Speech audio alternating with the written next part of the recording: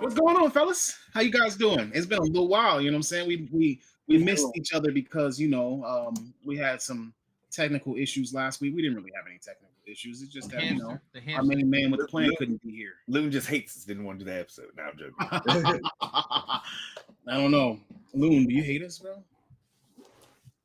He's not going. He's not on camera. He's not on camera, but he probably did like it. I was gonna say hamsters.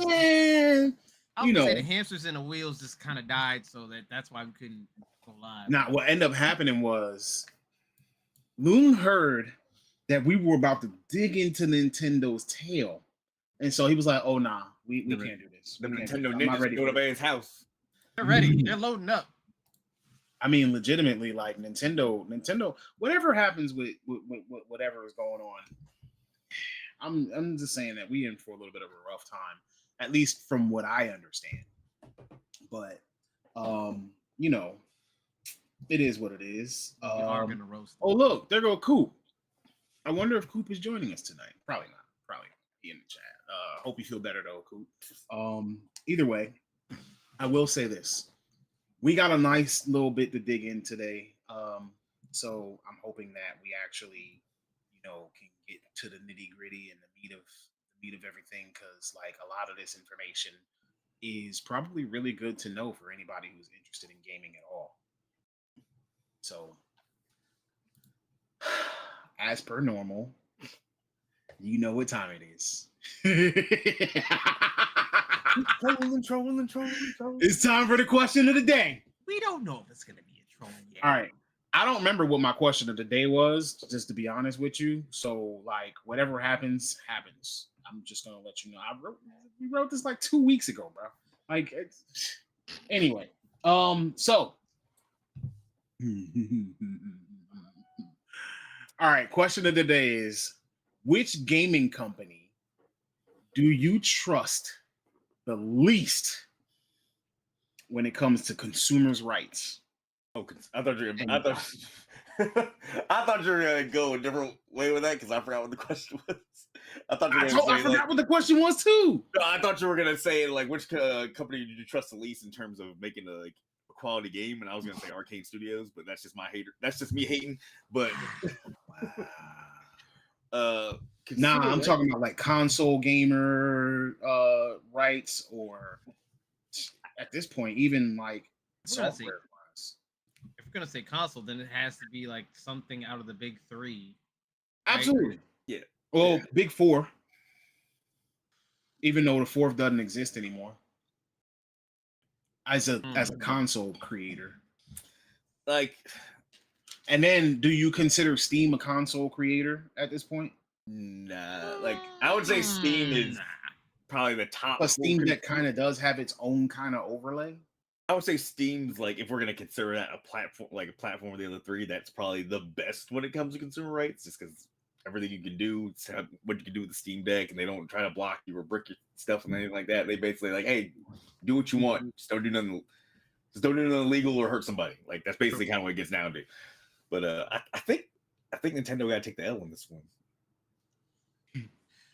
Coop said PC is the new big three because you can't own a Nintendo console. True. But we'll get into that. We're going to get into that. I hate to say it. We'll be digging into that later. If we're talking hardware, I guess we have to talk software too. Nintendo. If we're talking hardware, what? I guess if we're talking hardware, I'd have to say Nintendo. I was gonna say software is EA, but now I think about it too. It's like Nintendo be tripping on software too. Like, their stuff never goes on sale. Yeah, ever, never. Breath of the Wild is still full price. Yes, and it's been 8 years. Yes. I was going to justify something like Tears of the Kingdom alongside Breath of the Wild, both being the same price. Hey, it's a $10 difference. Relax. All right. Yeah, because they made Tears of the Kingdom $70. See? Right. Came out in a different era of gaming, ladies and gentlemen. That's right. Listen, all my first party titles that I bought were used. I think what gets me the most about Nintendo, like, because I consider like one of the most like negative things you do for consumer rights, I guess, is making the cost of entry annoying or at least not easier as time goes on. Remember how long it took? What was it on the GameCube? The Player's Choice games. They finally made the $25-$30 games. They did what? A year and a half for the Wii launch. And I was like, and they're like, here, damn, save $15. And they're like, oh, yeah, literally, it's like, here, damn, here's a sale since y'all keep complaining about it. God. So, what you think, Rajan? Is it Nintendo for you too? Yeah. I thought I said at the start. Yeah, You said it first. I think Nintendo's got to take the L on this one as far as like being. I think, unfortunately, like Sony is kind of creeping up in that. Not the same level, but some of the decisions they've been making the past like year and a half. It's kind of like I was standing y'all for a while, but if y'all keep making some dumb decisions, I might have to rethink some things. I mean, I'm gonna be honest with you. All right, so I'm gonna say Nintendo as well, but my observations come from Nintendo's current stuff. Obviously, if you make a platform that's the easiest one to pirate, to manipulate, to do things, you're gonna do your best in order to try to protect your investment. But the problem is, why would you make that? Why would you do it like that? You know what I'm saying? Exactly. Like, but you are hell bent on making gimmicks and following through with different types of you're hell bent on making gimmicks and following through with just being different. So obviously, along with that comes whatever comes along with it. Saying like, if you want to still make your games on cartridges, then getting the data off of cartridges might be considerably easier than getting your data off of a Blu-ray that's behind some encryption wall, you know. Although, I will say, all three hardware manufacturers are guilty of being anti-consumer. All three. Absolutely. That's how you protect your investment. That's all three have done anti-consumer tactics, right? Sony became a little bit more consumer friendly when they stopped region locking their stuff. Yeah. Because remember, back in the original PlayStation, in order for you to play a game that was in another language, like a Japanese game, you had to buy a different console. You need to have that. Well, there were tricks. You could do. I'm sorry, what? The Game Did you just say buy a different console? Yeah. Do you not know who I am? You know what I mean. Legally, you had to buy a different console. First of all, there was nothing illegal about what I did. Can we bring up the terms of service from that year? No. So Look, all I'm saying is if I had my Game Shark plugged, no games. All I'm saying is if I had my Game Shark plugged in the back of my PlayStation 1 and something just happened to let me provided a port with the peripheral that Game Shark in. That's not my fault. If I go out and I buy a kit just because it had some unforeseen advantages that worked out to my favor sometimes, that's not my fault. Right, exactly. Same thing with the Dreamcast. Just so happen to buy a kit, and that kit comes with a spring, and I plug my Game Shark into that port that they provided for us to expand our games, because that's what they wanted us to do. Because they said, "Hey, this is expansion." Yep. So I expanded my horizons so that I could play Japanese games. I just had to put an English one in there first, turn it on, and then open up the lid while it still had the spring in there. And then I would put my Japanese one in, and then I would boot up the Japanese game. Bada boom. Worked fine. Also, it's not my fault. Going back to the older days, it's not my fault. Sega decided to make it so the Dreamcast could read copied CDs. That was wild. That's not my fault. I don't know if that was an oversight, they didn't test that out. It was like, oh, it was a stupid site. We'll just call it that. Is that why my Dreamcast died? Mm-hmm. No, mine still works. You ever use one of those copied games? Allegedly. Look, allegedly, in case someone may have had like little CD folder like you used to have in your cars for swapping your CDs out. I mean, somebody might have had a bunch of copy games and they just work. I'm just saying, allegedly. Allegedly. I heard about that happening, but I'm just saying, like, allegedly speaking, it's not my fault or anyone else's fault that the copied CDs work. I mean, it just happened to just find them their way wherever they found their way to. It just fell in the CD burner, and then it just happened to fall on the Dreamcast, and then the controller fell in my hand. I'm just saying, like, things happen. Like, it wasn't me. I didn't do it. I mean, let's not also forget, the Xbox. Maybe that was the downfall of Sega, though. It was. Let's be honest. Yeah. That was 100%. It was. Like, copy games on their console was probably literally what killed her. That, and also releasing consoles too close together. Because remember, they released the Dreamcast not too long after the Sega Saturn was already out. Mm-hmm. Not too long after the Sega Saturn. How long was the Sega Saturn out? It was like 2 years. Yeah, it was a very short cycle. I never had the Sega Saturn. I did, but yeah, it was a very short cycle. That's really what messed them up, because they didn't let the Sega Saturn breathe enough. They were just like, I already got a Sega Saturn. Just under 3 years between the Saturn North America release to the Dreamcast release date. Yeah, that's wild. You can't release two consoles that close together. Yeah, but how long was? Well, I mean, technically, all right. So, would you consider the 32X a console by itself? No, because you can't play it by itself. Adam. So, how long between the Sega Genesis and the Sega Saturn? Genesis. Well, the Mega Drive was what, 88? Mega Drive. 88? Well, the Master System. Sorry, the original. Mega Drive. Oh, yeah. The Master System. Sorry. Then they updated the Mega Drive / Genesis, and like that was like 2-3 years too. Then they added on the Sega CD. Then they had the Sega CD, and then those are add-ons. The Sega CD, the 32X. But it's still them trying to extend the life cycle of the Genesis, which absolutely. But I mean, again, how long was it? Because all right, let's see. The Dreamcast came out, I believe it was 98, 99? No, early 98. Yeah. Yeah. Was it 98? Yes.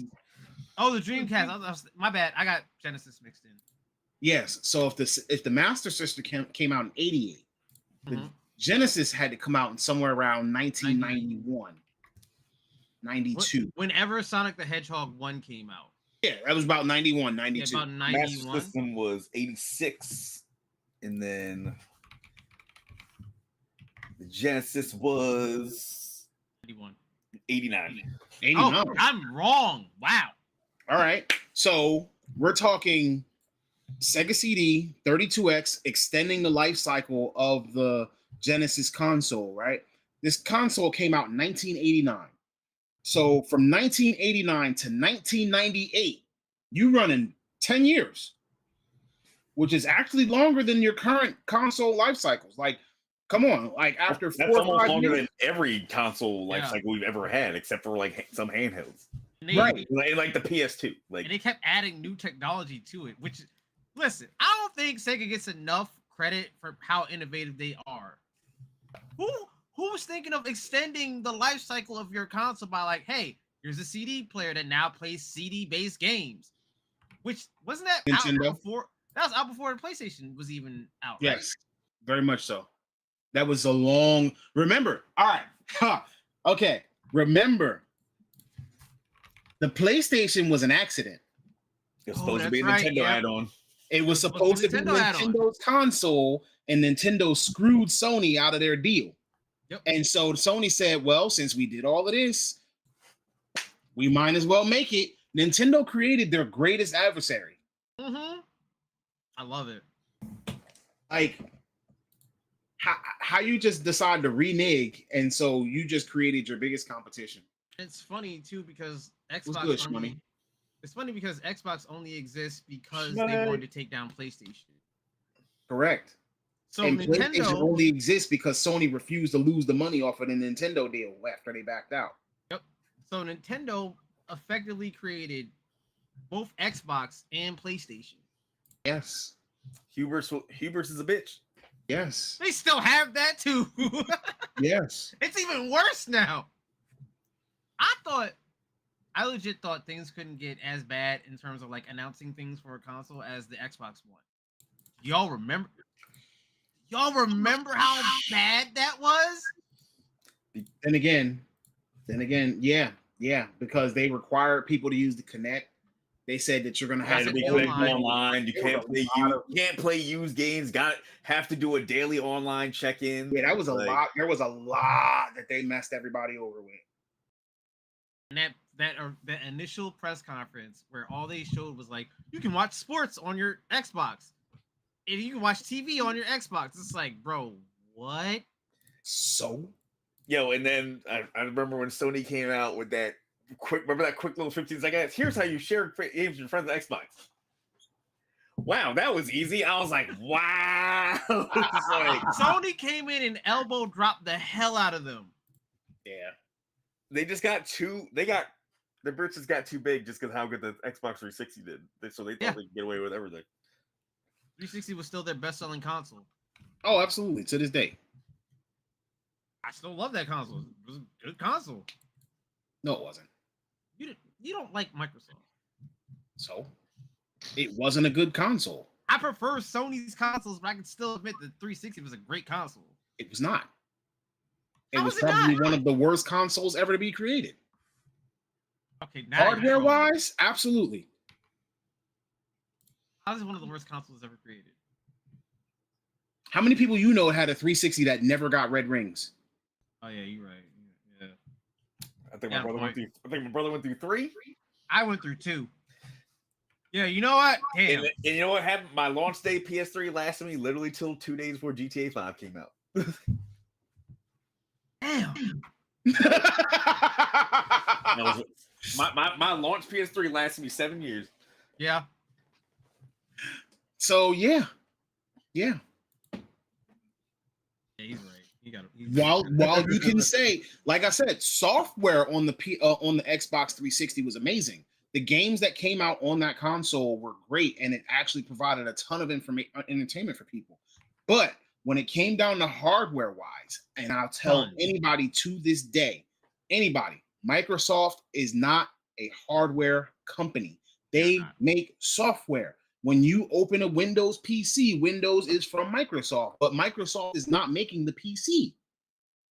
Yeah. Sony is making the televisions. They're making the devices, which is why you'll find that the Xbox platform is more user-friendly, whereas the Sony hardware is typically more durable.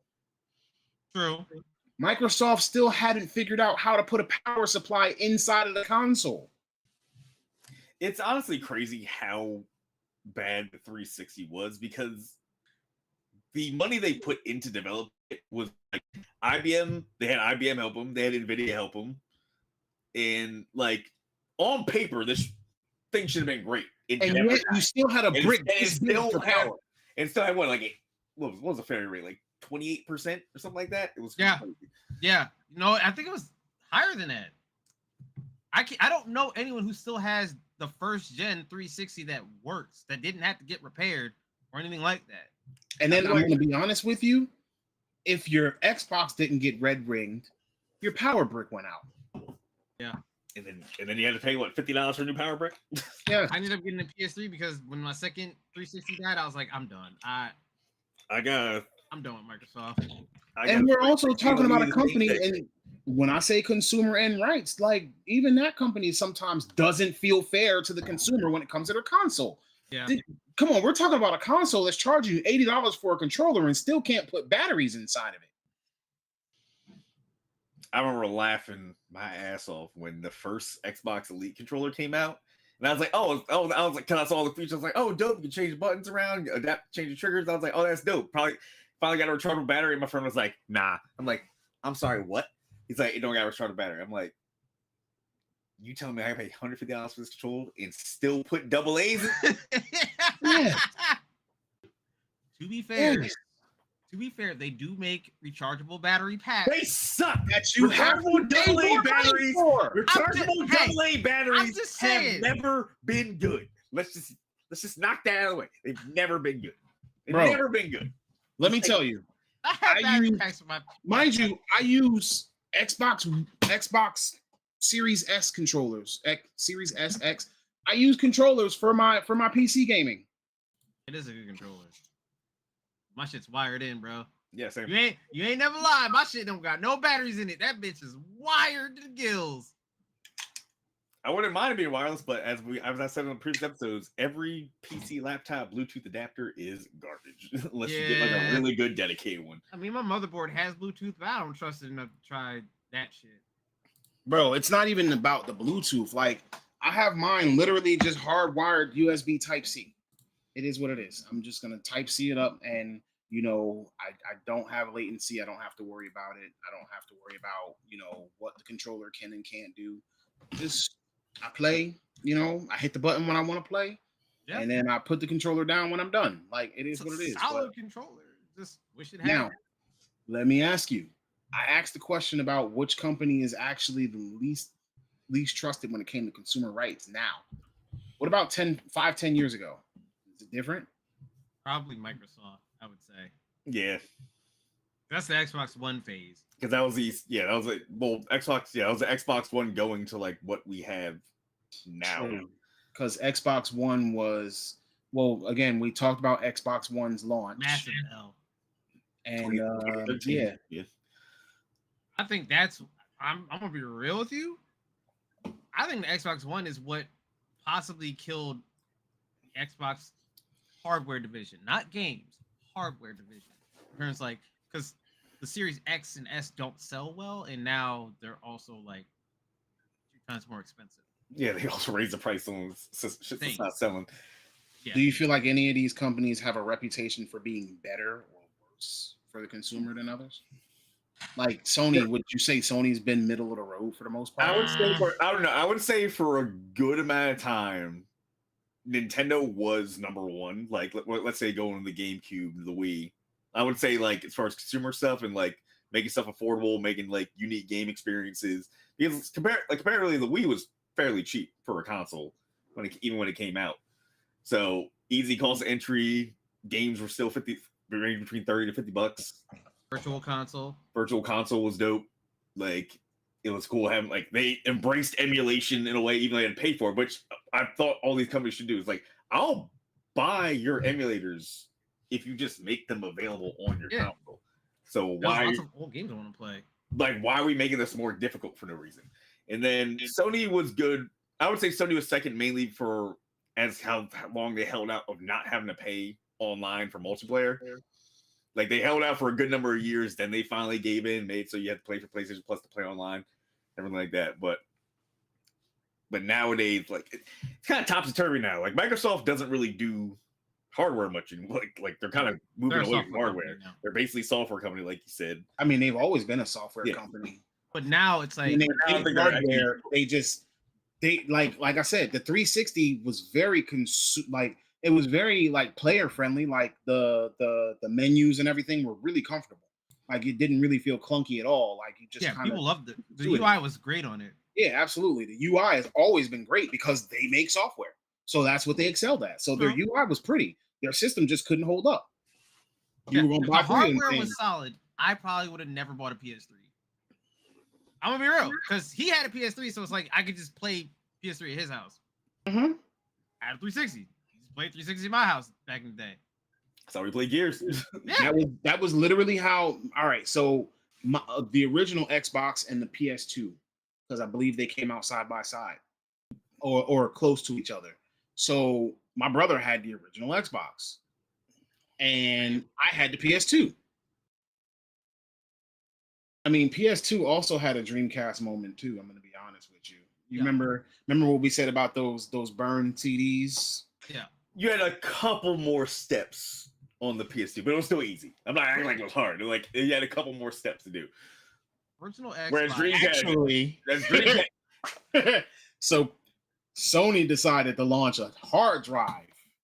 I remember that. Final Fantasy 11. Final Fantasy 11 came out. Yeah. And when the hard drive came out and Final Fantasy 11 came along with it, sure. I played Final Fantasy 11 a little bit for like, a couple of weeks tops. I really couldn't get into, couldn't really learn how to break consoles from Nintendo. And I was at a point in my life where I just wasn't paying for an MMO. I'm at that same point now, but still, But what ended up happening was I found out that there was something going around where you could do something to the hard drive and have it modified a little bit. And you could literally like pretty much store an entire game on the hard drive. Then I found out that you could store almost an entire library on this hard drive. Yeah. And so all you had to do was pull up a menu and you could just switch games.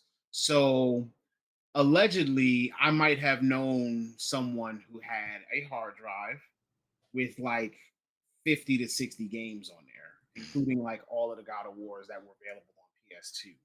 And Yeah, I knew someone who had an Xbox that had all the games on it. I think they put like a 500 gigabyte hard drive in that thing. Yeah. The original Xbox is That's fire, probably man. it's you know what? Now that I'm thinking about it, it's probably our own doing that we are getting the gaming industry that we have today. We didn't deserve gaming back then. I do not. Yeah. Either that or the gaming industry didn't deserve us because we were brilliant. I promise you, like we figured out, oh, you want to raise prices? All right, cool. Bet. One person gets the game and everybody gonna have it from there. Like, come on now, don't play with us. Damn. Original Xbox made me realize that there is a FromSoft game that has just lost the time. And we haven't gotten a remake, we haven't gotten a third game in it. And it's probably one of the best action games ever made. Otogi 1 and 2. What is it? Otogi 1 and 2. Oh. Huh. Look that. Everybody in the audience, go look that game up. That game was fire. I have to type that one into the chat so that they can look it up. I got it. Because Otogi. That was made by FromSoft. Oh, Otogi. Yep. Yeah, that was a dope ass like action RPG, like third person action RPG. Nice. All right, so ladies and gentlemen, what I do want to do for those of you who are in the audience watching along, of course, we also want to know your thoughts. Like we've talked about what companies we think might be the most consumer friendly or least consumer friendly, but obviously we want you to join along, and so we encourage you to go to our Discord, join the conversation, share your thoughts, so this way we can actually keep our Discord live and going. Obviously, when you want to find out what's going on with the show, if there's something happening with the show, if we're canceled, when we put out, clips and episodes, because we're actually, if you haven't noticed, putting out pieces of our episodes as full-length YouTube videos in addition to the shorts that we have. And we have time traveling, and we have V-Tone to thank for that. So, shout outs to them. They're doing an amazing job just making sure that everybody on all of our socials are kept up to date. Also, I actually looked at our YouTube page earlier, and we have more than 10,000 views on 107 videos. So shout out to all of you guys, everybody who watches. For real. We appreciate that. Like 1,000%. More than 10K views. We've been doing this since November of 2023. We have 107 videos up, probably between videos, shorts, and lives. 10K views. So those are good numbers. I like that. So anyway, we're going to move into our actual first segment. And we're going to talk about Nintendo versus the right to repair. Nintendo's making headlines for reportedly bricking consoles that show signs of tampering and homebrew installations. If you don't know what homebrew is, that's basically where somebody puts kind of like their own kind of UI or their own kind of operating system on there so that they can play games that are ripped from other sources. It's actually reigniting the battle over consumer rights. So we want to know, are they kind of protecting their ecosystem, or are they being anti-consumer? To go into that a little bit further and to give a little bit more context, in the newest end user license agreement, which we usually refer to as ELUA or EULA or whatever it is, basically it's the EULA, it's the all the words that we don't read, that we skip over whenever we start a new game, a new console, whenever you open up something, everybody goes, oh, this piece of paper, or before you start this game, you have to accept this terms of terms of service agreement. Scroll to the bottom and hit skip, and or just hit accept so that we can keep on going. But in Nintendo's newest EULA, their EULA, they warn customers that if there is any evidence of your console being modified or having emulators being installed, they reserve the right to brick your console. Bricking your console means that basically they will pretty much wipe it clean. It will be an expensive paperweight. Like, don't turn on, don't show Nintendo logo, bricked. Like, it don't work. So they reserve the right to brick your console in response. A console being bricked means that they will basically have the ability to make the console or the online account, the online account, completely unusable at their discretion. So not only could they brick your console, they can brick your account. Now this comes into play as Nintendo continues their battle with things like piracy of their games and properties. This isn't the most extreme thing Nintendo has done, by the way, since they did have a user selling Pokemon-style save files arrested in Japan back in December of 2024. That was just dumb. Don't sell like yeah. Why? And y'all always judge me when I say Pokemon was a mistake. No, I'm joking. Pokemon-style save files, though. How you so down bad for Pokemon that you Save buy files. save files? Come on. I thought you meant like Because he sold. You're buying a save file with shinies and perfect IVs and stuff like that. Come on now. You ain't been still into- need oh, the yeah. game. I forgot. Wait. You the Pokemon hater. Yes, That's what happened. Yeah. What happened was I forgot that you hate Pokemon. So, Hey, Pokemon now. Wait, so you still need. so when didn't you hate Pokemon? I enjoyed myself up through X and Y. Okay. Really? I thought you dropped off at black. Nah, I didn't even play Black X and Y. X and Y is the last one I would say was legitimately really as far as Yeah. not like X2 blah blah side mixed I one. think it's really was the started last losing one a I lot was of like, people, to be honest with you. apparently not. Top selling franchise all time.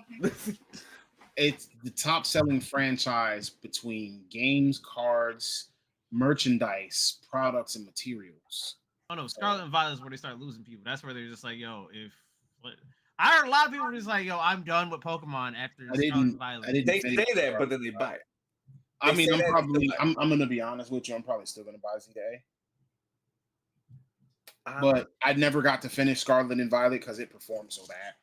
But I'm still probably gonna buy it. I'm not even gonna lie. like if they make I'll talk make about a from the ground up actual effort Pokemon game for the Switch 2, I would consider buying it. But what's the likelihood of that actually happening? So no I Z think to A the for A you? looks decent. I mean, it does. Like as long as I can see more than like 5 to 10 feet ahead of me, it might be all Mm. right.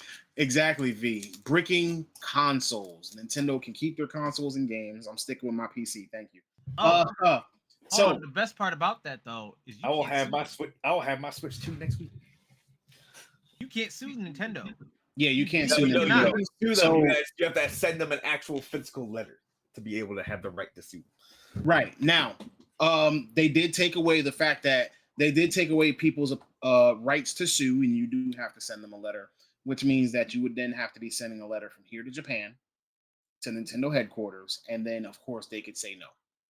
So You might as well just we not. also share concerns over whether or not the console breaks. We take it to a repair shop. Will Nintendo shut down the console, thinking that it has been modified? Oh, probably. It might, yeah. If they have some kind of like software that can detect in the motherboard some kind of tampering, yeah, they'll probably just do it. You can't even So- sue them over Joy-Con drift.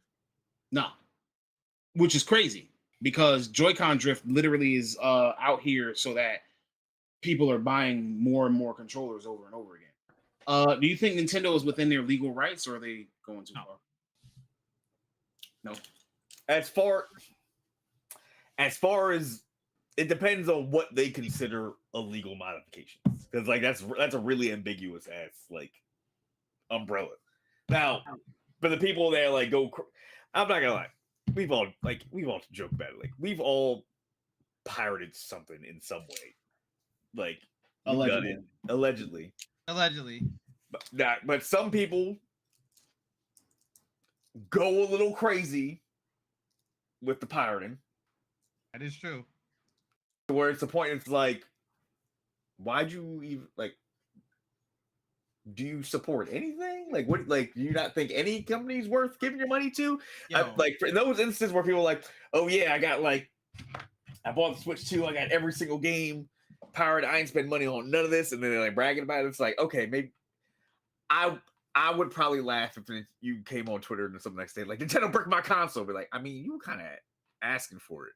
No, there literally are some people who they do not buy games. Like they just straight pirate all the shit that they can. And it's like, bro, you not have a job, you not have money, like what's the deal? But there are some that have money and it's like, no, you got no skin in the game, pun intended. But there are some people who just literally feel like even if they have money, they're just like, nah, I'm gonna pay for a game. It's like, well, why though? Yeah, the people like that feel like they don't have to spend their money on games that's the one where it's like, all right, maybe you deserve to get your console brick. Like the people like that act like that. Like, man, granted, obviously it's not like the majority of the gamers. Otherwise, we would be in a gaming crash or recession if like majority of people did that. But there's still a small select few. There's still a decent amount of people that do it. Yeah. Me personally, it's like if it's a game I really want, I was like, I want to support it. I'm gonna be honest. I'm of the same mindset. If it's a game that I like, if it's a game that I really want, whether it's good or bad, I'm gonna probably buy it. But now I'll be completely transparent here. I'm not about to admit to any wrongdoings, but I'd be lying if I said that given the opportunity to pirate, I would definitely do that, or I wouldn't do that at all, considering that they want $90 for a physical cartridge. Yeah, no, that doesn't. We're not even talking game on it. That don't even contain the game. So now you want $80 for the digital version, you want $90 for the physical version, and then $90, bro. Can we stop calling it the physical version because it doesn't have the game on it? It's just a key to let you download the game. So still go to the store and get something that you're inserting into your console so that you can play the game. So then what's the point of me? Buying it physical if it doesn't? What's the point of me spending the extra $10? How do you feel about your physical stuff being a different price from your digital stuff? I think that's dumb. Why? Physical stuff requires material. Okay, I feel it's dumb now because the games. I've always been in the vein like if I'm paying digital, it should be cheaper. I have also been of that mindset. I felt like if I were buying digital games, if my games were $60, right? If I go to the store and the game is $59.99, I'm like, if I go online, this should be $39 or $49.99. I should be saving $10 to $20 so that packaging materials, plastics, I'm saving the environment. What you talking about? I'm saving the environment. I should get rewarded for that. Like, I'm saving the environment. I'm still supporting your product. Like, I should be saving some money. True. What's wrong with you? But they decided, no. You're gonna pay 70, well now 80, well now 90. Nintendo is saying that. Everybody else is moving into the $70 game. Most other people, because the GOAT Expedition 33, $50. That's what I'm saying. Like, even Oblivion Remastered, $50. I mean, that's a remaster. New Mafia game. I feel like $50. Still a big ass game though. It is. A lot of work put into it. And you can't tell me. Here's the thing. You can't tell me that these two games, Expedition 33 and Mafia the Old Country, that both look phenomenal, right? Voice acting, texture work, models, all that stuff, right? To be honest with you, before we even go there are a lot of people saying that Expedition 33 Game of the Year. Yeah. We've had that conversation. We definitely I don't know. I might be of like mind. I've been telling people I have completed the game, and I don't see what this year What can top it? What can top it? I really don't see. Like, there's other good games coming out. I'm still in Act 1, and I'm feeling like that. Like, between music, like I could see them running away with music. I could see them running away with design. I could see them running away with artistry. I could see them running away with story. I could see if they don't win for at least, like, if for some reason they don't win for music, like, I'm saying this is rigged. Like that soundtrack, like, even later on, like some of the boss fight music at the end of Act 2. Oh my god, it's these guys on SoundCloud. The music at camp. Just the walking around music when you hit the music player. And I love that you get more records for it. You can change the music in camp whenever you want. Like, so, like, that song I was talking about, whenever I was in Act 3, I could go back and be like, I don't want to listen to that boss fight music again, and then bam, play in camp. Mind you, all of this from a dude off SoundCloud. Literally. Yeah. And also a story writer off Reddit. Like the game started with the story writer off Reddit was supposed to be a game designer. Yep. Oh, wow. Wasn't even supposed to be the writer. Started the company in a different position. And they were like, maybe you would do better here. So was he originally supposed to try to get in for game writing, or just... No, she was supposed to be like a design. She was supposed to do like environments, characters, other stuff like that. And then I don't remember how it came to be. Like, I mean, everybody had multiple hats, but she came on for like environments and characters and, like I said, graphic design, and ended up writing. And then killed it. Like that, like the elements and the emotional stuff that this game like touches on, like especially like later on, like once the story like really opens up. I'm still relatively early, so I'm still confused by some things. It's crazy. Like, luckily, I do like how I didn't agree with some reviews. Some reviews say it doesn't stick the landing. I think it would knock it out of the park the whole way through. Like, I'm not sure if you eat paste, but you're not paying attention. But you were gushing about the game. And we are starting to discover a lot more paste eaters. So but I'm not calling anybody a glue eater or anything. That game has made me look at games that are $20 more than that, and it made me go, "Why do you think that you deserve to be $70?" So let me ask you a question. Why does Nintendo think their game deserves to be $90 when a small studio with less people put out a high quality? I hate to say it like that, but like, they put out a high quality game for $50. I'm gonna take a page out of Time's book right now, because they also made this game in what, 5-6 years, something like that. Something like that. Big games, big budgets, so they charge. Then lower the budgets, and these budgets are overblown and way too high for what we're getting from these games. And I'm not saying like you need to. I don't want people to get fired at all. Maybe you don't need a giant team of like 1,000 people working on one goddamn game. Maybe you don't need an executive at the top making $7 million. You do while not. The rest of your team is struggling to make $100K. You don't take them. CEOs across the board are overpaid for what they do. There's no reason why someone just sitting at the top makes. I'm not trying to get political, like 7 to 8 figures off of what? Maybe the CEOs are going to put the team on their back. What? No. Maybe if all else fails, they're going to be the ones to make it happen, Captain. But they're not the gears in the machine.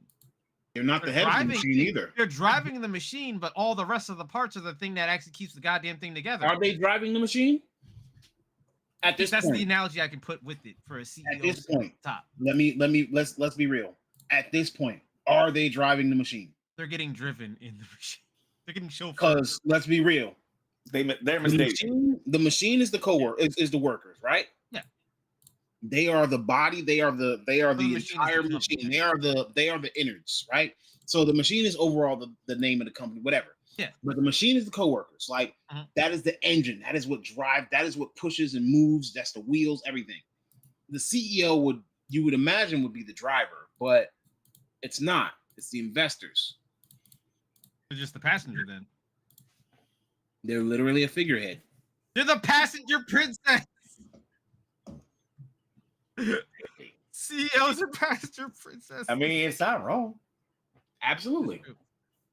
So now, just because something is written in the company's EULA, does that make it legal or okay for the company to implement? Depends. Fortunately, depends on the country. It's different everywhere. Yeah. Hold on. All right. Let's pitch out a fun example here. All right. June 4th rolls around. Your Nintendo Switch 2 comes out.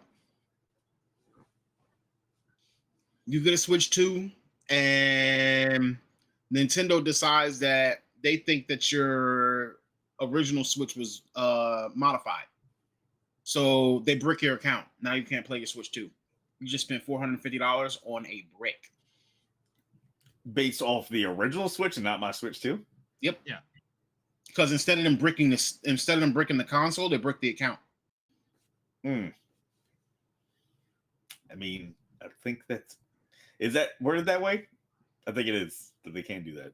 They can brick your account. Yeah.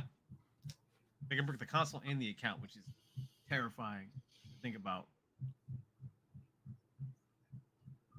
Yeah, it's most. But is that legal? Now you're stealing from me. I purchased this. I purchased it. If I feel like that would actually get them a lot of legal trouble, because then you're trying to base my new purchase off of stuff that terms of use that didn't exist previously. But it exists before the Switch 2 comes out. Yeah. For me personally, I foresee, not personally, but I foresee that there's going to be some legal issues when it leaves Japan, right? Because there's no way that we can sit here with an EULA that basically states that I can't file a class action lawsuit against you. You just get to get away with doing some bullshit. You just get. I don't think that's going to hold up outside of Japan in the long term. I can't see, like, especially like in Europe, they don't play around with that. Yeah, the EU is usually on top of consumer rights. Yeah. Like they you can't have loot boxes in some places, like Belgium. Let it come along that you can't sue Nintendo. You can't file a class action lawsuit against Nintendo in a place like Belgium. Belgium's gonna be like, well, you can't sell your console. We're gonna do it for you. You're gonna be like, either you drop the EULA or you can't sell your console here. Which one do you want?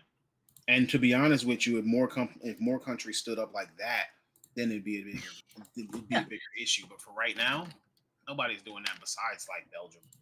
Yeah. Yeah. That's why Belgium has a higher quality of life.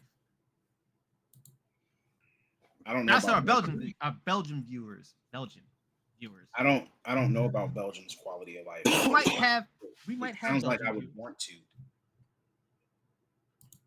gotta leave the country, man.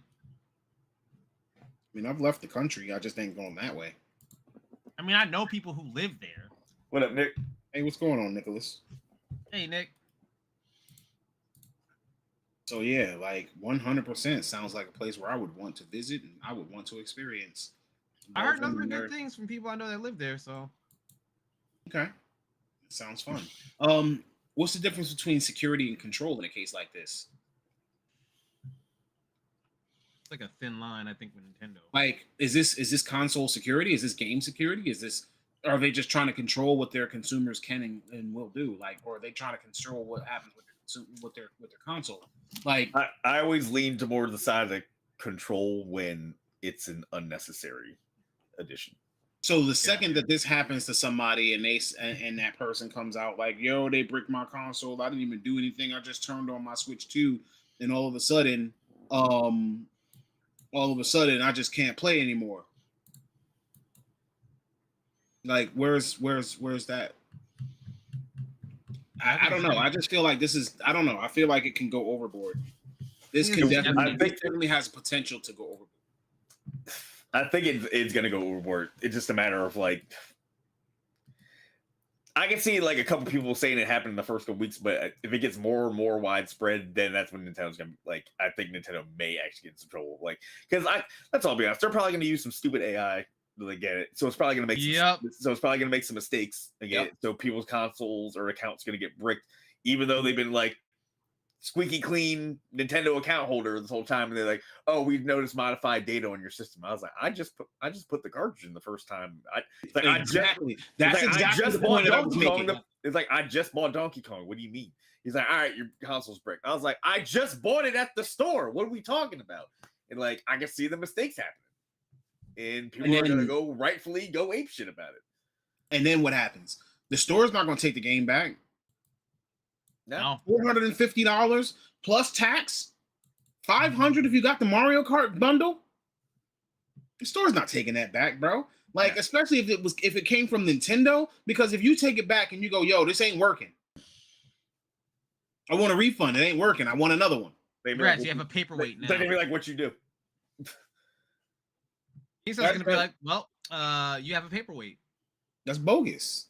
Yeah, that's bogus. I spent that much money for you to give me a paper for this company to make whatever product a paperweight.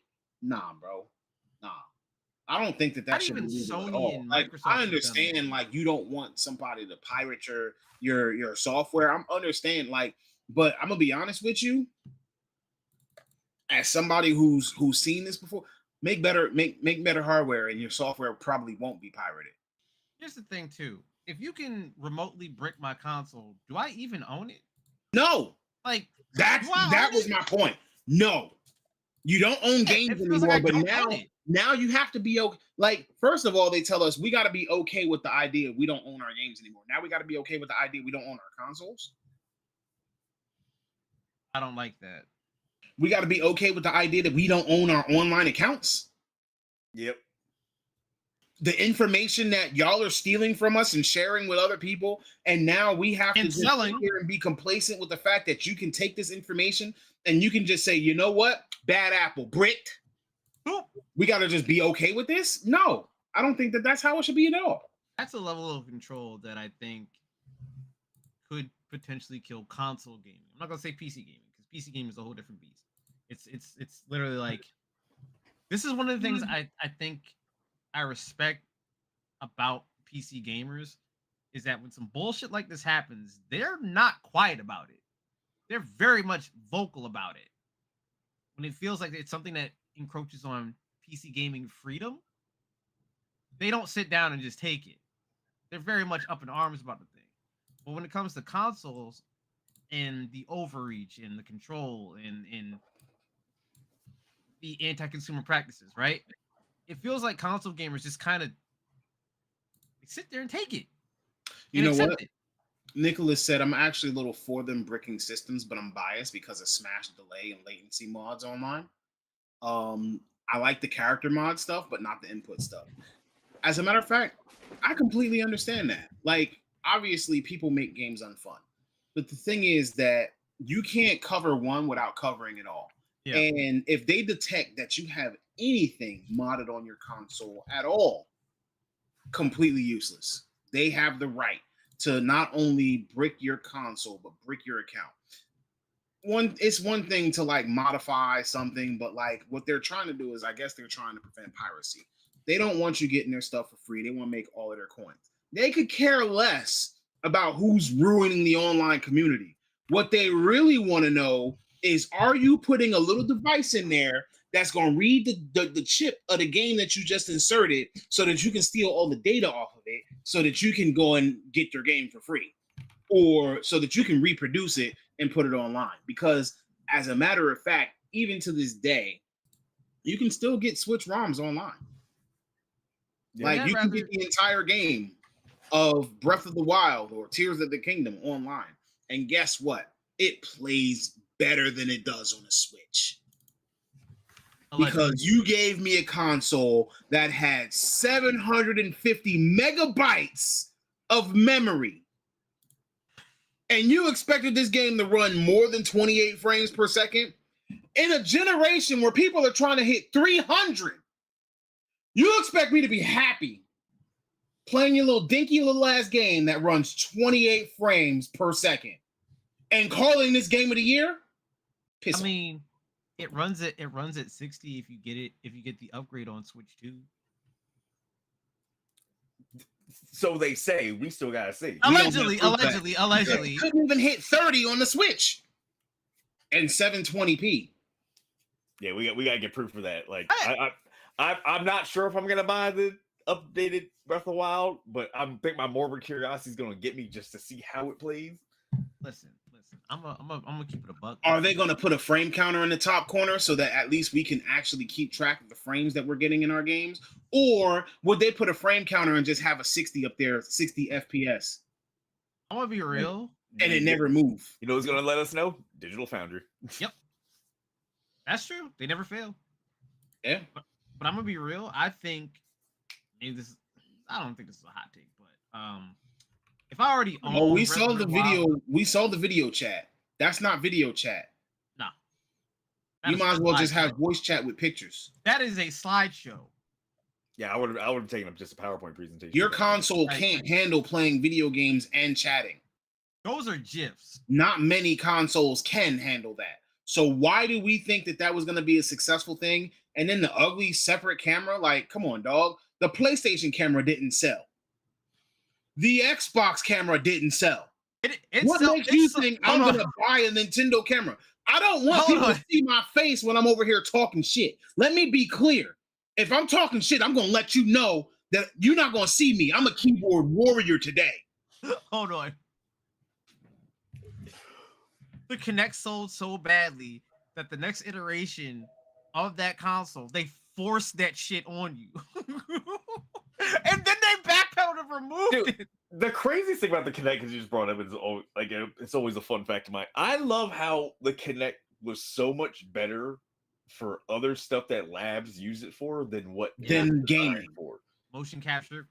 Because, like, I remember when I saw the video of how the Kinect actually, like, looks at how it actually captures you, like, with the little black and white and the white dots and motion capturing. I was just like, actually pretty advanced. I was like, how did you have this technology and flop it so hard? Mm-hmm. It's actually impressive, like, how much y'all fucked up that technology, and then never did anything else with it to make it more advanced. Before AI. Yes. Yeah. There were people that bought the Kinect strictly to make motion capture. Yeah. It's crazy. That's how advanced that thing is. And it's still it's like, wow, a lot of people found these really cool uses for it. Let's never do anything else like this ever again. Absolutely. Should gamers be more vocal about repairability? Is it right? Yes. Everybody should. It doesn't listen. Everybody in general should be vocal about repairability, because that is a big thing that got Apple in trouble. Was the people not having the right to repair Apple products. So how does this particular EULA compare to Apple and other big tech giants? It's very similar. It's Nintendo is the Apple of gaming. All right, you need to explain this a little bit, please. Fireworks. That was yesterday. Come on. Listen, I'm not saying that I don't agree, but please explain. Nintendo very much wants consumers to be within the Nintendo ecosystem. Everything has to be proprietary when it comes to Nintendo. Everything has to be on a very limited approved third-party list. Yeah, a very limited approved third-party list, right? Nintendo's also implementing anti-right to repair laws within their console, which is what Apple used to do until they got in trouble for that. Which is why I don't think this EULA that Nintendo's bringing up is going to last for very long, because you're going down the same road that Apple did and they failed. They lost that. So have at it. Good luck to you. Yeah, no. Apple also recently in a recent gaming news, Apple's biggest L is Fortnite is back on the App Store after all that. Yeah. So, Yeah. I mean, they had to come to some kind of agreement. We'll figure that one out. yep. I'll probably try to dive into the information and see what happened with the Apple Fortnite thing because Google also had a very similar issue with Fortnite as well Yeah. for a while. So we'll figure whatever happened out during that. So do you think the backlash could actually force change? I think so. If people are vocal enough about it, I think, What needs to happen in order for Nintendo to actually see backlash in this situation? like I said, financial ruin. You said lack of sales? that's the only thing I care about. Yeah. But what would happen to cause the lack of sales? Well, to be perfectly honest, like I mean, pricing is the hype definitely going to be a around- thing. well, pricing, but the hype around the Switch too. Like, let's be honest. Like I'm buying it. I'm getting it next week. I pre-ordered it just because like I'm avoiding potential tariff nonsense. That's my logic. I'm gonna be honest. I'm thinking about it, but I really don't want to. But like, I think about it. 50 on cards, bro. But think about it. Like, has there been as much hype about the Switch 2 than there was on the Switch? No. It's not even close. No. Like pre-orders obviously sold out, but that was expected. The first wave of pre-orders came out because there's scalpers. Pre-orders sold out because they could scalp it. Yeah, scalpers, FOMO, and the hardcore Nintendo people. Like, And tariffs. yeah, and, like I'm in the tariff camp. Like, because y'all know I don't play my Switch like that. The last thing I played on my Switch like that was what? After a while? Tears of the Tears of Kingdom. the Kingdom. Tears of the Kingdom. Tears of the Kingdom, Kirby, Metroid Prime Remaster, Mario At RPG. this point, the only thing Mario I really RPG use my remake, Switch for is like- Pokemon and Pokemon Unite. Yeah, Mario Yeah. RPG remake and when I got Tactics Ogre remaster on my Switch. But like I don't use my Switch like that. I'm always down to like beat people's ass in Smash Brothers if you challenge me, but that's another thing. But hype for the Switch 2 isn't that crazy. Let's be honest. Yeah. Let's keep it honest. Even Nintendo didn't seem that hype for it. Like They don't. the previews that they put out was like that first trailer was the most here nigga damn ass trailer I have seen in a while. It's like, here, shut up, stop talking about it now. There you go. It's a trailer, Switch 2. Even Like, the Dad, naming, y'all been spoiling this for like 3 years, bro. Like, Here let us you brush go. stuff off. Like, God. all right, I understand the Switch has been here for 7 years, but here, dang. More people are hyped about GTA 6 than they are the Switch 2. Give it a buck. Yeah, exactly. Coop said, bro, do not reward Nintendo with your money till you know how to save your console from them. It makes sense. Hey, I got There's absolutely no I got way. the best strategy in the world, save my console. Barely use it. You know what? Speaking of Nintendo, I'm actually going to move us forward into our next segment because You'll have no games on you there. know, V, you might want to take note of this one. But since we're on Nintendo, let's go further into digging into their butt a little bit because this ain't the only thing that they actually had a problem with. So, as you know, we talked a little while back in the past about Nintendo and their Palworld drama, right? So apparently, the legal drama between Nintendo and Palworld's developer Pocket Pair continues. Legal threats and copyright claims have reportedly slowed down development and impacted the game's momentum. But did Palworld actually go too far, or is this like classic big studio bullying? So at this point, wait till you hear what I have to say, because I personally feel like this is bullying because Nintendo has gone out of their way to make some things effectively more difficult for Palworld, even though Palworld is trying to conform with everything that they're demanding that they change based upon patents that Nintendo is currently filing.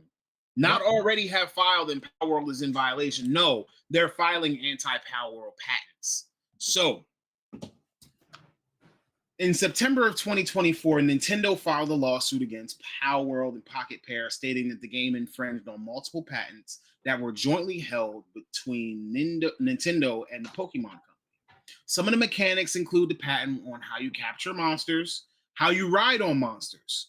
Since the lawsuit began, the creators of Palworld, Pocket Pair, have actually changed how it looks when you capture a monster, how you travel around in the world, how you glide, because it used to be that you could jump off of a little cliff, and when you glide, you're going to glide, and your monster is going to be what you're gliding with.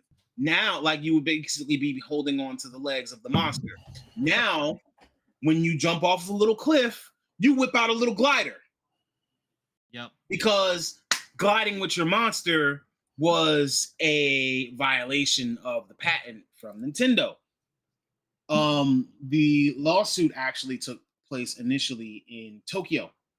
In the Tokyo District Court, Nintendo was attempting to stop the sales of the game completely in Japan.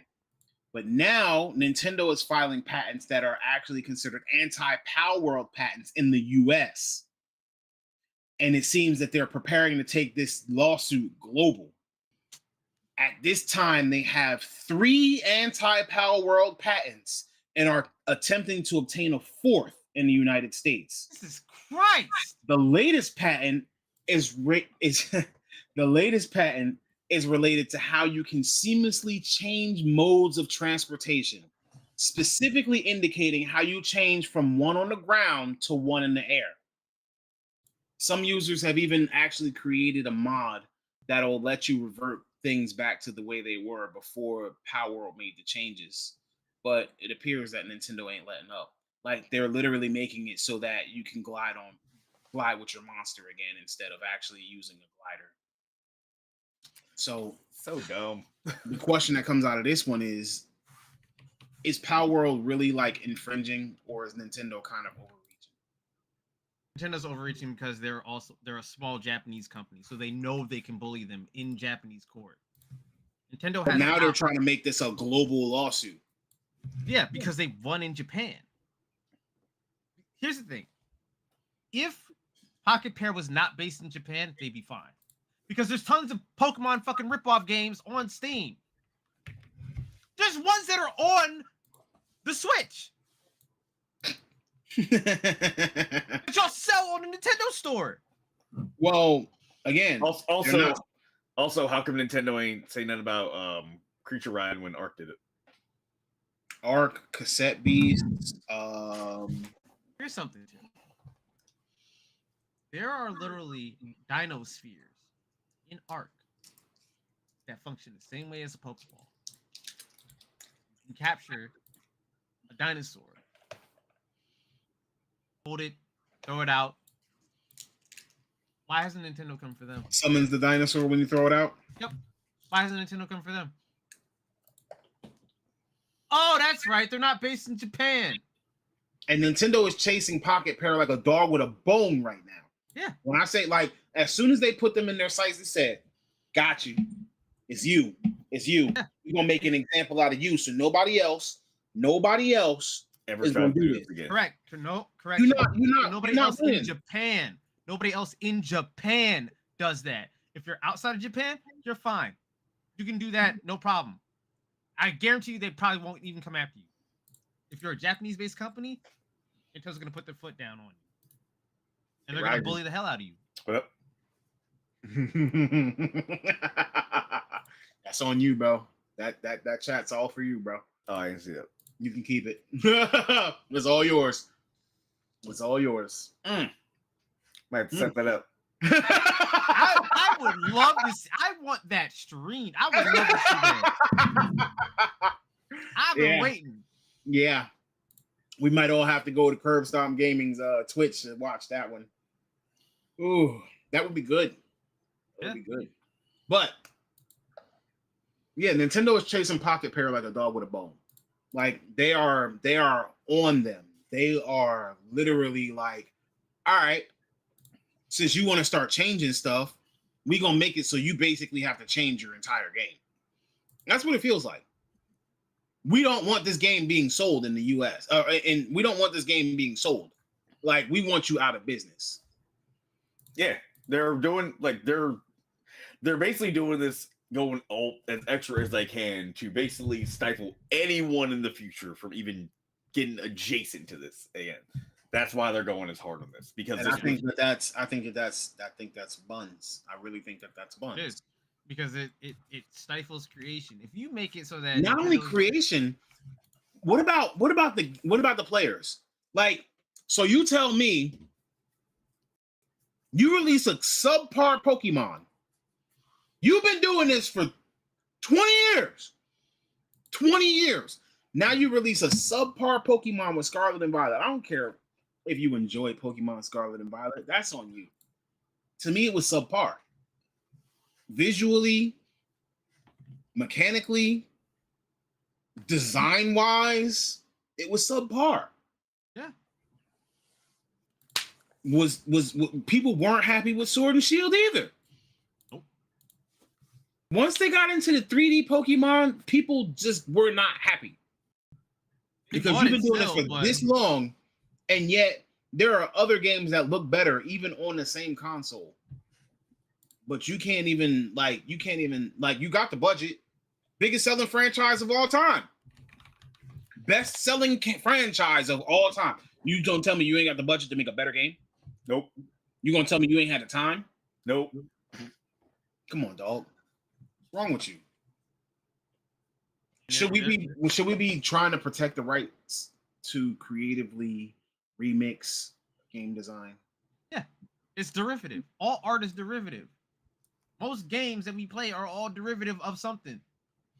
It's a philosophy in terms of like fiction that every story there's only 10 stories on each. It's like something like that. It's like there's only 10 stories that exist in the world. And everything that comes out is just some kind of variation of the story.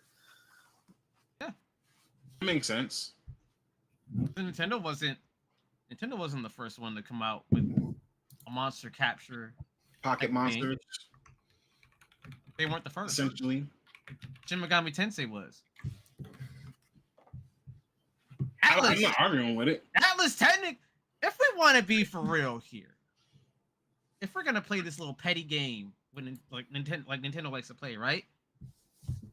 Then Atlas should have sued the hell out of Nintendo a long time ago. That's the problem. Nintendo's being petty now. Yeah, it's pettiness. This is being petty. Like I can do. Nintendo's logic is this: you're in Japan. You're smaller than us. We have more power in Japan. Listen, Nintendo has a lot of power in Japan. Period. Point blank. Period. That's not even like a secret. That's the truth. Nintendo is very powerful in Japan. Just being an old company. I found legacy. They've been around for over a century in Japan. Yeah, they've got make card games and board games and shit. Yeah. That's how they started. They've got power, like true power in Japan. And Pocket Pair. I mean, again, they just had somebody arrested. Yeah, obviously they gotta have some kind of power. Yeah, Pocket Pair is a small Japanese company. You're on their playing field, in their backyard. They can do what they want now. You're in their home, their backyard. They can do what they want with you because they got the power. They got probably politicians they're probably lining politicians' pockets. What can you do as a small you mean Japanese like Tencent in China? Allegedly. Even though it has actually been confirmed that Tencent does put money back into their government. Yeah. So it's like, well, what can you do as a small Japanese company? You can't do anything that looks slightly remotely close to a Nintendo property in Japan. Nope. My advice to Pocket Pair would be move your studio. Move it out of Japan. You have money. Take that money, relocate outside of Japan. Now you're no longer under their rules. Now you're under whatever law. At this point, and I don't like big companies buying up little companies. At this point, honestly, I don't like saying this. Microsoft should just buy them. They don't have the money. Why I gotta be Microsoft? They don't have the money for that. Microsoft doesn't have the money for that? Why I gotta be Microsoft? I was gonna say they have the money for that. Yeah, they would sell to a Japanese company before letting Microsoft. That's what I'm saying. Sony's a Japanese company. Microsoft is an American company. So if you sell to Sony has let Nintendo fight Sony. You see what happened the last time they did it? Yeah, honestly, Sony should just buy them up completely. Just buy Pocket Pair completely, and then send your lawyers to fight Nintendo's lawyers and all that. Not a Barbie says the fans bought the Pokemon BS, so they just put out anything. That's preach without a doubt. Like, listen, Nintendo's hubris is because of the fans. Mm-hmm. Fans that supported anything that they did, any anti-consumer practices that they did, any slop that they just. I hate using that because people use the word slop so much. I hate the word slop slop that Nintendo sometimes. put out. It fits sometimes, but people It overuse does. it. It does. Any But I garbage mean- that Nintendo would put out in terms of like Pokemon and shit like that, like people ate that up. I mean, all right. Here's the thing. If you got a girl, and this is going to be a terrible analogy, Oh god. and it's also going to be not for younger audiences. Oh Lord. If you got a girl that's going to give you brain every night, right? But you out here doing whatever with whoever, whenever you want. But she keep on giving you what you're looking for every night. Keep on giving it to you. Just keep on giving it to you. No matter if it's good. She's giving this to you every day. Mm-hmm. You're not gonna keep on getting that? I thought the analogy would be that the fans are the ones giving head and Nintendo's the one doing whatever. No, because Nintendo's giving us the product. If the product was really good, but as time goes on, the quality starts going down, but they're still giving us the product consistently and constantly, like we're still getting the product. Nintendo fans don't want better for themselves. And because we're still living here with the rose-tinted glasses that it was good, while the quality is going downhill steadily, but we're still getting it. So we can keep we just gonna keep on buying it. We just gonna keep on going in. We might have had better, but we can't stop going here. You see what I'm saying? Like you can do whatever you want, wherever else you want. You might have had better. Who the hell's we? He gotta remind you. I ain't in this we nonsense. I'm French. We. Oh, the Nintendo console, the Wii? I love that thing. I'm just saying. Listen, Nintendo fans are willing to just sit there and get teeth. So how much inspiration is legally or ethically acceptable? What's the rule? Like change something? Hey, don't be getting me about the pre-order. I ain't buying Pokemon. I'm talking about Pokemon. All right. So now, so now we not getting a new Nintendo system. I'm getting the damn The system. company responsible for giving us this slop. The company responsible for now we're not funding them in their pocket pair lawsuits. Now who's the we? Because who is we getting this Nintendo Switch 2? I'm also on record saying what will get me to buy a Switch 2? I don't know. Zelda? Metroid? Metroid? Oh, Metroid. Is that confirmed? Yes. Yes. Mm. It was confirmed.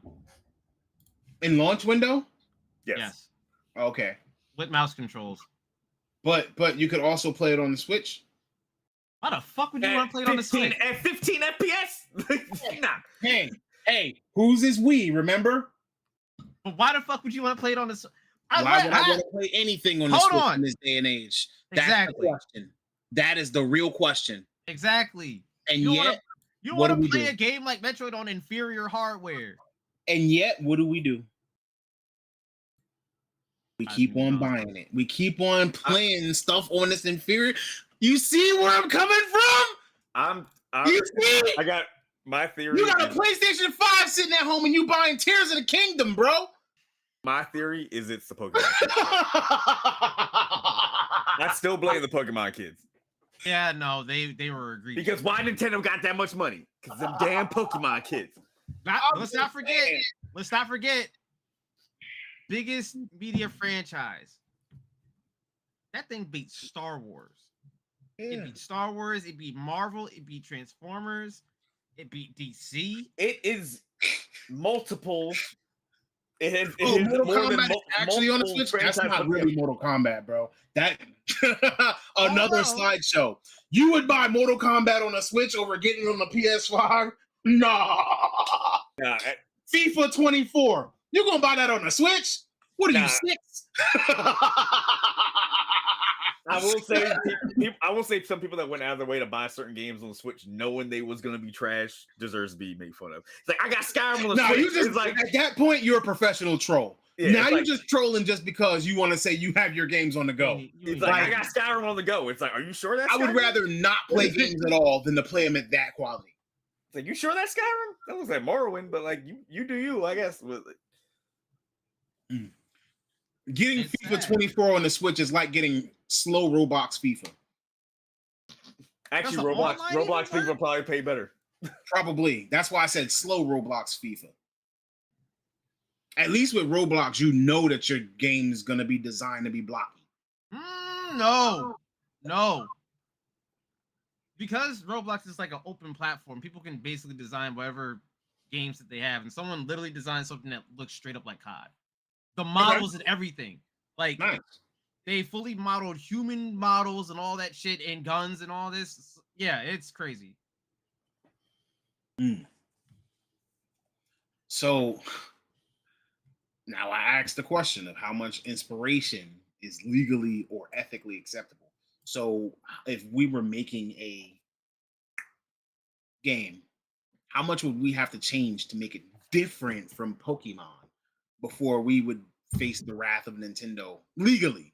Isn't the rule like 30-40% or something like that?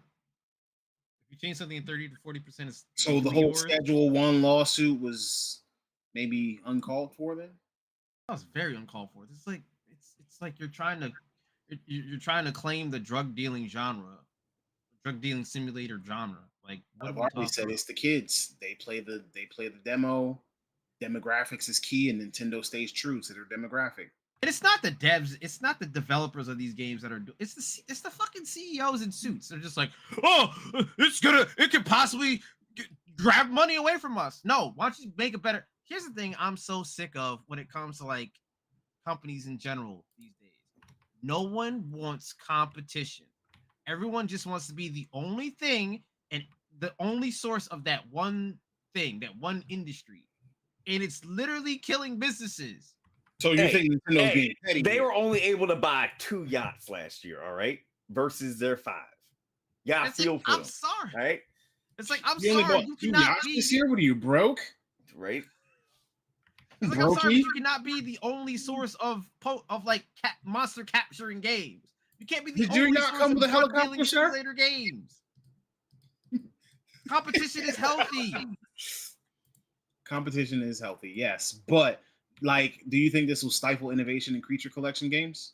Yes. Oh yeah, because they're gonna be like, I ain't trying to get sued. What can I make? Let me make a Metroidvania or Souls like.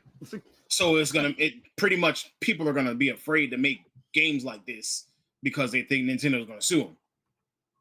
Yeah. I mean, wouldn't you? I would be. Shit, I'm glad FromSoft didn't decide to start suing everybody that made a Souls like. That'd be a Now lot. we got a whole genre out of it. You know how many, and there's actually really good games that do things originally from that genre that we would have missed out on if FromSoft acted the same way. If FromSoft also decided to I don't know, throw patents on mech building games, we would not get a mass builder. That game would not exist. Actually, Square Enix would be the OGs for that because Front Mission was first kind of with that. Yeah, but Front Mission was also like a tactics-based game. Okay, first mech building. True. Build But them still, so you like, can go out and play. Build mechs on Super Nintendo, son. It's like you can't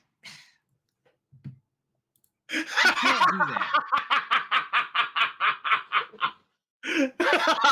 Oh my god! I'm sorry, this chat is hilarious. Oh my god! Oh my god! The chat went crazy. Not teeth, please. He said, "Oh no!" Nah. He said, "Teeth, she can turn my and lose right now." That's Nintendo. I'm just saying, Nintendo giving us teeth, bro. Listen, Nintendo's giving us teeth. Nintendo's giving head with teeth. Yikes! That's what they're doing. Yikes! They're giving you head every night with teeth. See, I was trying to walk around the analogy again. And they're being petty about it. They said, "Oh, you can go ahead and get it wherever you want," but they being petty about it. Yeah, remember they were like, "Oh, we're not gonna pursue, guys. It's cool. Just calm down." And it's like, where the fuck? Then they were straight up like, "Actually, hold the fuck up." Yeah, like, where the fuck did this come from? Yikes! It's literally like they had like the Time we gotta chill so we don't make time have to edit too many curse words. He already threatened Blicky yesterday. He said, if you're the reason why I have to go through 8 hours of editing, I'm gonna cut you. I was like, with a knife. I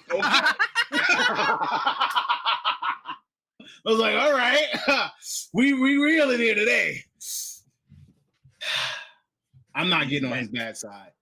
I would like for us to continue having videos, ladies and gentlemen. Yeah. But the point still stands. Like, we talking, all right, we talking, somebody creatively borrowing certain elements from a game in order to make another game and provide a good experience. And when I say creative elements, I don't mean like you copy Pokemon one for one. Your Pokemon, your monster designs look like Pokemon. Your capture mechanics look like Pokeballs with different colors. Like, no, I'm saying that if you make a game, like I played Temtem, the storyline was different. Everything about it was different. Yeah. Played Palworld. Palworld is literally a survival game. It's straight up not arc. The same. It's straight up arc. It is not Pokemon other than like simple aesthetics. Like Other than 5 that, little mechanically, things. Everything is just it's art. It's not the same. Like, come on now. Let me be real. If you were playing Pokemon and some of the things that happened in Palworld were happening in the Pokemon world, you'd have some kind of NPC coming up talking about that's Pokemon slavery. Yeah. Literally. They be over there talking about I make friends with my Pokemon and blah blah blah. And there's even rumors, like there's even wording in the game where people used to mate with Pokemon. What? Oh God! Oh God! Oh God! I remember that. Yes, it's real. I really wish I could forget that. So Horrible. Yeah. Nintendo can go ahead and keep on being petty, but you not absolved from all of the stuff that you're doing, dog. We see you. Y'all nasty anyway. Like, at what point is it that Nintendo just then starts going, you know what? No one can make fan art now. I mean, I How feel like about they that? should have did that a long time ago. Wait, what? They should have did that a long time ago.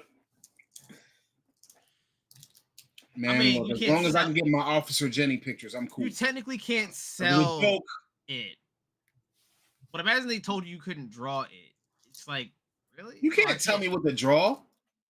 Like, there's a guy I follow who makes like Pokemon concepts off like he made like what if the Thunderbolts were Pokemon, and it was like really cool. Imagine Nintendo gave him a cease and desist, and you're just like, nope, you can't do that.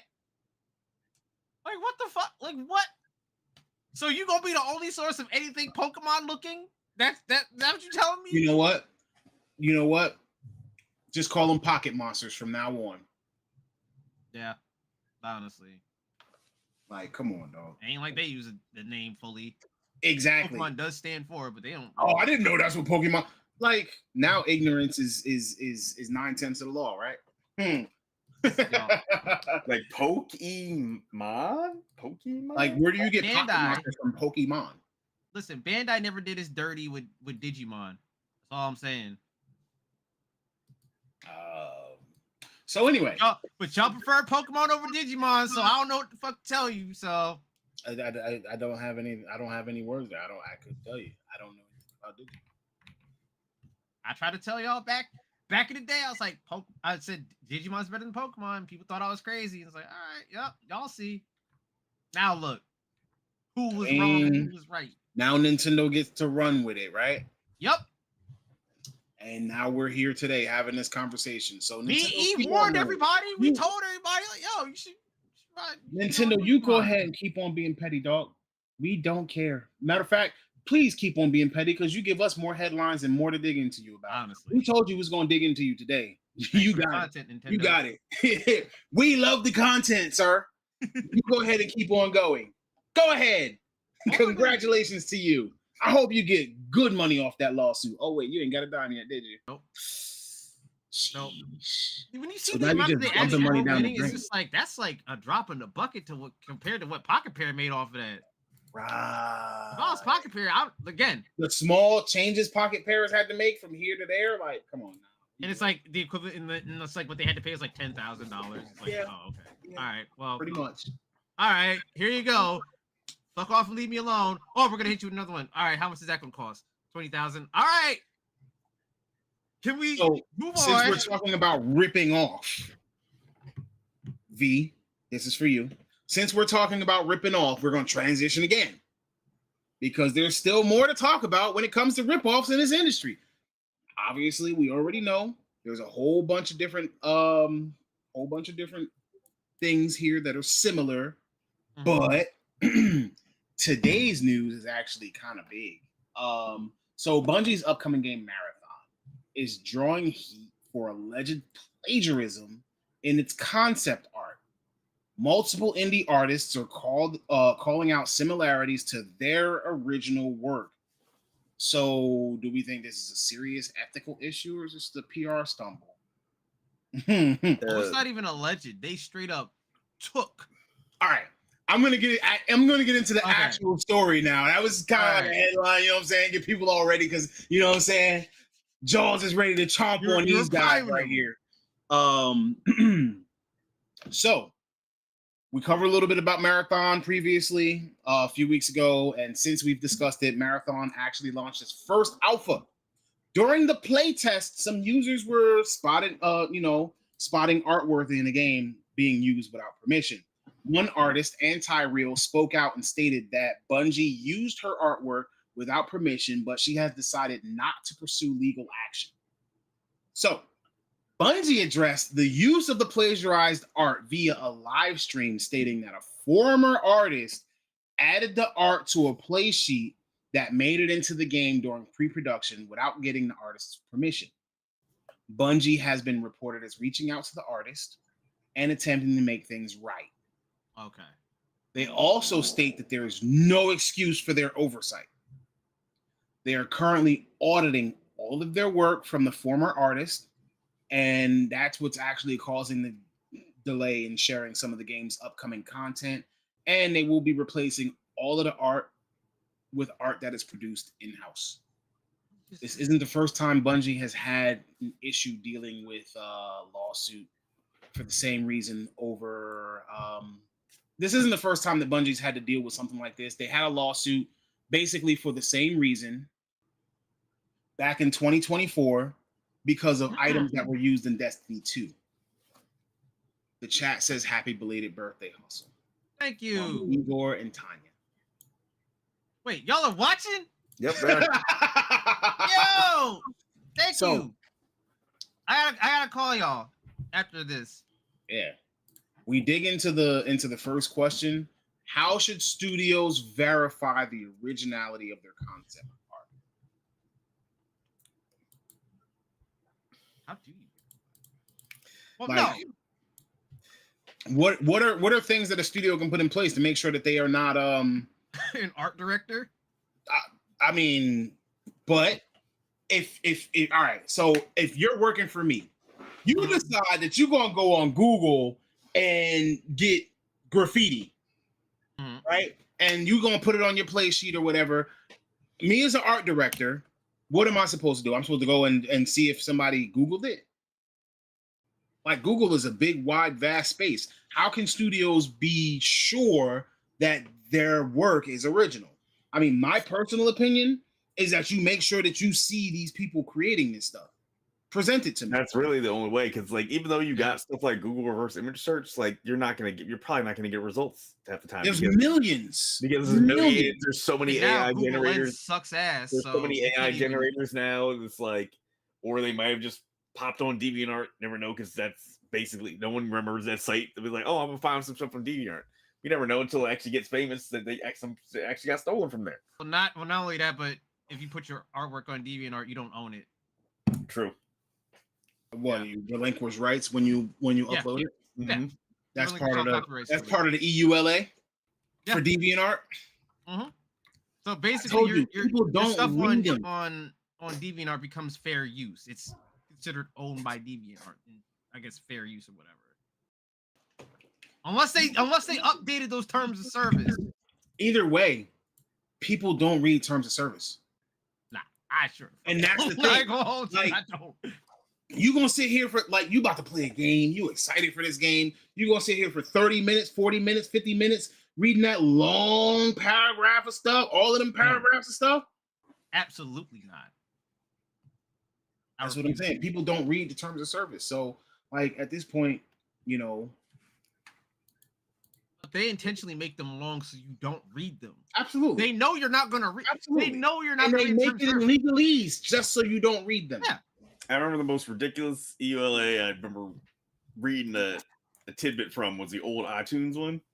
Oh god. It had language in it. This is years ago. This is like 2010, 2011, or something like that. It had language in it. You will not use iTunes in any way to help develop nuclear devices. And I'm like, why is this here? What?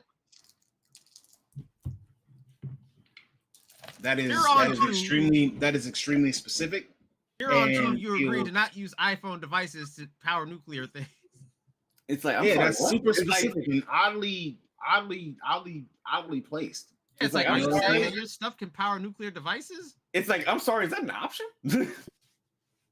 Have you tested this? So, back to our marathon story and this stolen art. Why is this story hitting harder with Bungie of all studios? Because Bungie is in the shitter for a lot of people right now. Why? Well, that and they're a big company. Well, if I recall, correctly, this isn't the first time they've had this happen. In 2024, they just Destiny 2 assets. No, even before last year's story. I think this is repeat behavior for them. Like it seems like every year almost, or every other year and a half, they say like, "Oh, Bungie used assets for something in Destiny 2." Like, so it's like, why would it surprise me that they do it for Marathon too? Which is funny because the First Descendant plagiarized icons from Destiny. Because they said they gameplay from Warframe. Because they said they could do it, we can do it too. They borrowed the gameplay loop. The weapon building, character building system from Warframe. Even the mastery, they call it mastery system. It was like, yo, you literally just all right.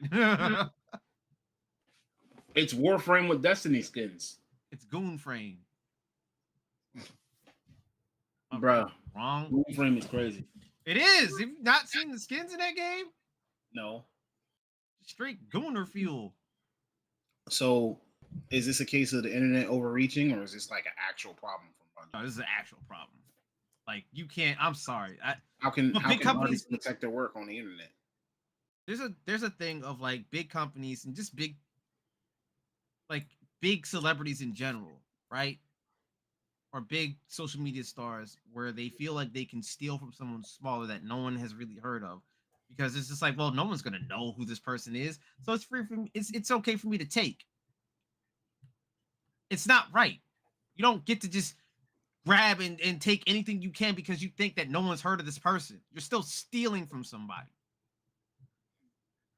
It's not acceptable. I don't care how big of a company you think you are. Like, you don't get to just take anybody's artwork and place it on your game because you think this person is small and insignificant. And this happens so much with things like TikTok, where a bigger creator will steal something from another creator all the time. Ziploc just stole this black woman's audio from her TikTok, placed it over someone else's hands for their own advertisement, because they think, well, no one's going to know where this comes from. And that's what Bungie's idea and thoughts The thing is, with TikTok, they always get found. The original audio always gets found. Yeah. Thankfully, you can track that sort of thing. It's hard to track art that's stolen unless the artist themselves points it out. Mm-hmm. More times. I remember one of the biggest examples, earlier days of YouTube. Remember when y'all remember the My Way Entertainment videos? Like I'm a Juggernaut bitch, Power Rangers one? Mm-hmm. Yep. Remember when X-Men 3 came out and they stole that line for Juggernaut? I'm a Juggernaut bitch, that movie. Yeah. Then they copyright claimed the My Way Entertainment videos. Yep.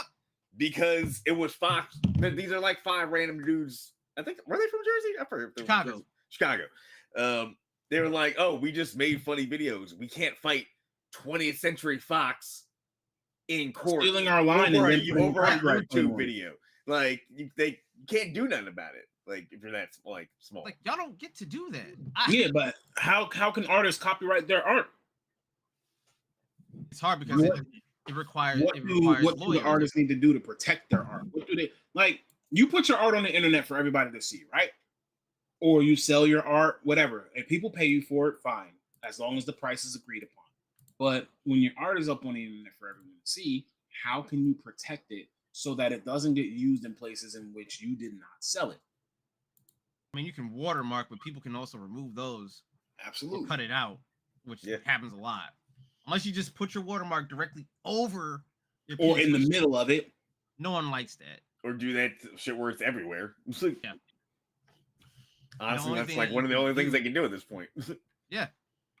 He's like, So I can't really enjoy this because the watermark's on it. Like Watermark that. themselves when they like the beta test. I think one of the things I think anyone needs to have, if you are a creative of any sort, square away some money and get a lawyer.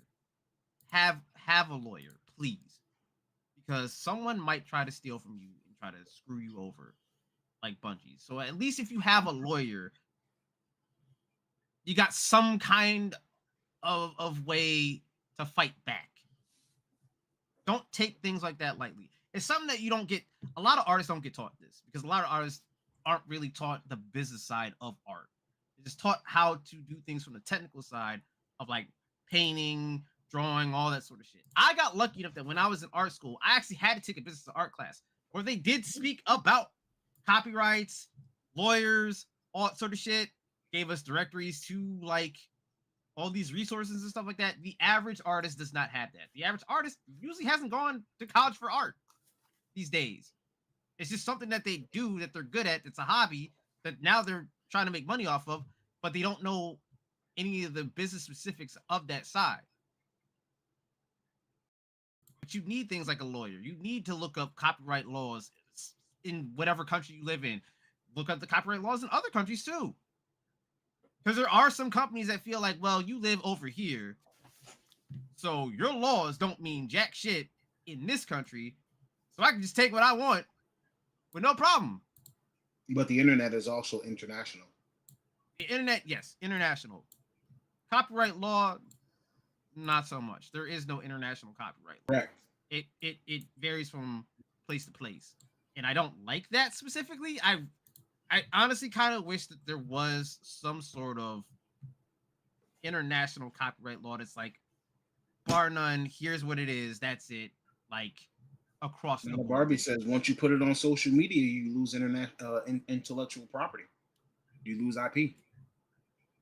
Depends on where you post it at, because there are some sites that say like you still do have the rights to that.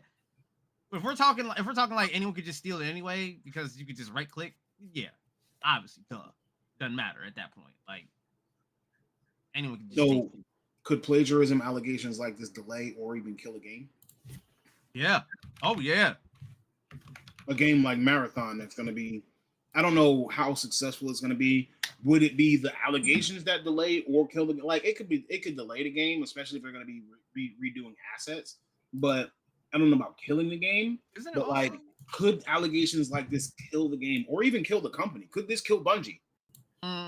They keep running into allegations of plagiarism. Could this kill Bungie? They still have Destiny, so Do we Destiny's not vote with our bad wallet game. enough? But Destiny has had those allegations too, multiple times. Do we stop buying? I mean, that's the only thing that you can do. You can stop buying it. Don't support it.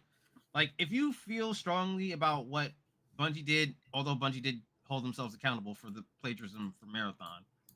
You mean they got caught? Yeah, they got caught. I should say. Oh, I'm sorry. Coop said Warframe respects your time and money a lot more. Never thought I'd say that. This is true. That's what he said. He never thought he'd say that Warframe respects your time and money a lot more. It's true. Honestly, if you're playing Destiny, you should just be playing Warframe. No, not Destiny. Just the other game. I mean, Warframe. No, not Warframe. The other game. The Warframe ripoff with Destiny out. Oh, fucking First Ascendant. First Descendant. There you go. Yeah. So, yeah. Either way. So, It was just boring. how do you think Bungie can make it right with this artist? Pay the artist. Pay him. Pay him how? Pay him how much? Bring them on board. Commission artwork for them to. Yeah, just like In commission it. Give him marathon. give him mild royalties or something. Like So you don't have to change anything. You bring the artist online. You commission the artist. The artist gets paid. You get, you can keep the art. It already looks good. It's already in the game. It's less work for you. So yeah, I see that. If you ain't trying to, if you What ain't if they don't want to actually use the art? Because apparently they're going with in-house designs. Just hire artists to do. Yo, In-house. I don't get it. Y'all need things done. Just hire someone to do it.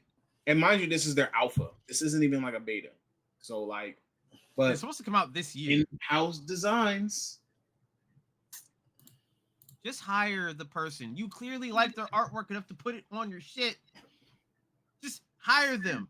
Hey, we'll put you on a fucking, I don't know, year contract for making stuff for us, for assets for us. just put him on an Put in the independent game. contractor contract and like say like, hey, if you make something there in 6 months, we can use it, but you're gonna get paid X, Y, Z, like something. Yeah. Or give her royalties or some shit. I don't know. So do you think the artist should have filed a lawsuit instead of like speaking about the issue publicly? I would have Or do spoke we- or publicly do and we filed a already- lawsuit. Yeah, Fuck they you, did man. both. Where, like lawsuits are the first thing that we turn to, and so not everybody should be filing lawsuits. Would this be I'm considered filing a lawsuits. frivolous lawsuit? Like, do we think lawsuits are the way to go automatically, or like? I mean, lawsuits are expensive, and you're now thinking about And you're Your fighting lawyer- a big company like Bungie. your lawyer versus their lawyer, and a big Who's company has backed by way Sony. more. A big company has way more money to spend on legal fees than you do. So there is that to be concerned about, and a lot of people don't want to deal with the fact that they're gonna have to pay a shit ton of legal fees, which is why a lot of people just don't file for lawsuits. Again, big You're company. a broke artist. You don't got money to be paying a lawyer. Yeah, and backed Why by is it Sony, square like money you for can't. that? It's one thing to fight Bungie, but now if you fighting Bungie and Sony, that could be a different. Yeah. Yeah. All And right. your lawyer has to find reasonable doubt that you are, like, they have to be able to prove. No, if you create Everything. reasonable doubt, that's where you lose. So if Bungie can create reasonable doubt, you lose. Like, your lawyer has to basically prove, like, yeah, they stole those assets. My client needs to be paid. Pretty much. How are you going to do that against the big mega corporation? You can't fight City Hall. Hey, you can't fight corpos either, apparently. Ain't nobody giving out royalties. Chat is cooking today, bro. The chat is Not wrong. cooking. And you're not wrong. That is a pipe dream. Yeah, ain't nobody giving out no royalties. Ain't I nobody wish pay artists. that What? was happening. Y'all chose to starve. We didn't choose to make you starve. We just gonna help you do it. Anyway, So Igor and Tanya also brought up that Lyft has a terms of service that you can't sue them, and it's in bold. I did not know that you can't sue Lyft. That's new to me. news to me. Bro, I feel like it should be illegal to have a terms of service that says you can't sue a company. Like, what the fuck? I feel like you're taking away my rights by making me that agree has the to terms of violate- service, because remember that if you don't agree to a company's terms of service, you can't use their service or their product. But if your terms of service basically hold a gun to my head and tell me you can't sue us, like, what the fuck do I do at that point? Just not agree, I guess? Use Uber, Clearly, yes. pay more money. True. But I mean, I feel like somewhere constitutionally it's violating you. I At least mean, it seems like it. If I can't, it feels like a legally fight violation of your rights in some way, but I can't say that it would be constitutional. legally fight back, it feels like it's violating constitutional rights. I mean, nobody said you couldn't legally fight back. You just can't sue. And how do you legally fight back? You press charges. If So you can't press if they do something wrong that's breaking the law, you press charges. You can pursue something civilly or you can pursue something criminally. But what if they say I can't press charges though? You can't. If it's a criminal act, there's always the option to press charges. Yeah, Well, the fact of breaking the law supersedes whatever Absolutely. like terms of service you sign. Yeah, you're right. You just can't pursue. You can't pursue civil. Like you can't do litigation against them, Right. but you could definitely press charges. you could do litigation. You can't sue them in court. Their litigation would come down to mediation with a middleman or something, so it would be settled out of court. They don't want it on public record. Yeah. True. That's why they say you can't sue. You can't bring them to court and have, because remember, any lawsuit should, I believe, be on public record. So you can't bring them to court and it sully their company name. You can decide that you want to bring up litigation, and what they would do is they would meet with an internal mediator or external mediator for all of that, but everything would be kept private and under wraps, and they would negotiate, maybe, depending on how big the company is or whatever, in order for you to, move forward with that process. If you end up getting money out of that, you would be under an NDA to show and state that you did not do anything, and this is to be kept private. To be fair, companies have done dirty things in the past, like the McDonald's coffee lawsuit, where they tried to downplay how badly that lady got harmed in that, like harmed physically from the coffee. That was actually proven to be way too hot to be served to her. Oh, they the tried McDonald's. to make it, wait, what? The McDonald's thing you're talking about? Yeah. And she had like 3rd-degree burns or like 2nd-degree burns from the coffee. Well, Lyft is the app, not the ride share. You agreed to forfeit your ability to civil suit. It's true. Bro, you agreed to it when you agreed to use the app. That was in the app's terms of service. But that's exactly what we're saying. Should these terms of services allow you to forfeit your right? Is that legal? So. Is there any legality to an app or a service requiring you to forfeit your legal rights for litigation? I mean, the only way that this exists is because there is a loophole that was never closed. That we never put to paper constitutionally of like, yeah, you can't do that. And that's why these companies can have things like that. So until I guess a senator or congressman comes up and presents that and presents that in a bill, proposing that companies can't have these in their terms of service, it's just gonna have to stay. So in the meantime, we have a ton of things that we went over today. We got a little heated. Maybe I did. I don't know about everybody else. Maybe I got a little hot. But we've gone all over the place today. Join our Discord, hit us in the comments, give us all your input. Like, we thank you, because I promise you, you guys are actually influencing the conversation just as much as what I have written might be influencing the conversation, or what they think might be influencing the conversation. So trust me, we appreciate you guys being here. In the meantime, we are out of time. And so I just want to take the time to thank you for your time. But I will leave this time with our usual phrase. If there's ever anything you want to do, all you got to do is press the start button. Yeah. Peace. Later, y'all. Nintendo some hoes. What? It's true. Nintendo some hoes is hilarious.